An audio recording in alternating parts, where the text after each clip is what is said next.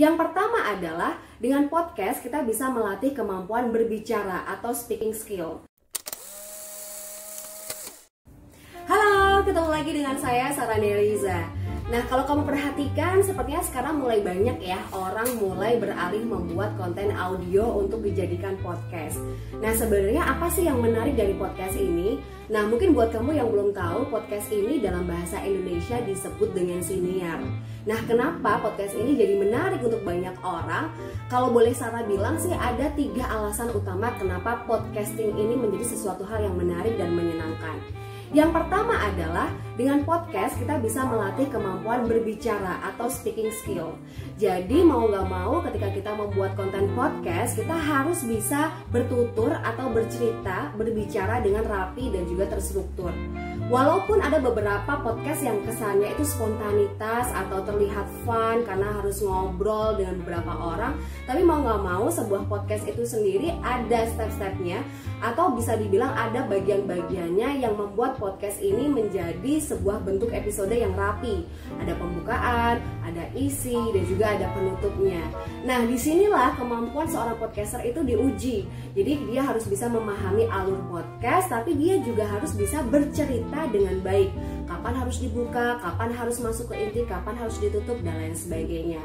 Nah, apa sih yang menarik dari podcasting ini? Yang kedua adalah buat kamu yang gak terlalu nyaman tampil secara visual, tampil di depan kamera, podcast bisa menjadi salah satu alternatif buat kamu untuk berbagi info, berbagi opini, memberikan wawasan kepada pendengar tanpa terlihat wajahnya atau tanpa terlihat visualnya. Jadi kalau kamu sudah terbiasa berbicara atau kamu tuh suka ngomong tapi nggak suka tampil, nah podcast ini bisa jadi salah satu alternatif.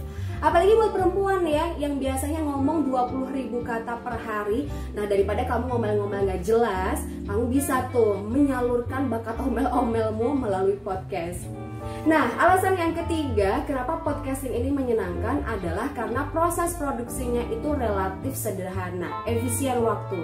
Kamu bisa lihat kalau misalnya kita bikin video YouTube, itu banyak banget yang harus dipersiapkan. Kita harus riset dulu, kita harus setting ruangan, kita harus setting kamera, belum harus menyampaikan di depan kamera, itu banyak gitu pressure-nya. Tapi ternyata ketika membuat podcast semua itu jauh lebih sederhana. Karena dengan mengandalkan handphone kita aja dan kita rekaman di kamar, rekaman di mobil, itu kita bisa menghasilkan konten. Dan kita bisa loh bikin podcast tanpa harus repot-repot editing. Artinya ada beberapa platform yang memberikan kemudahan buat kamu merekam sekaligus.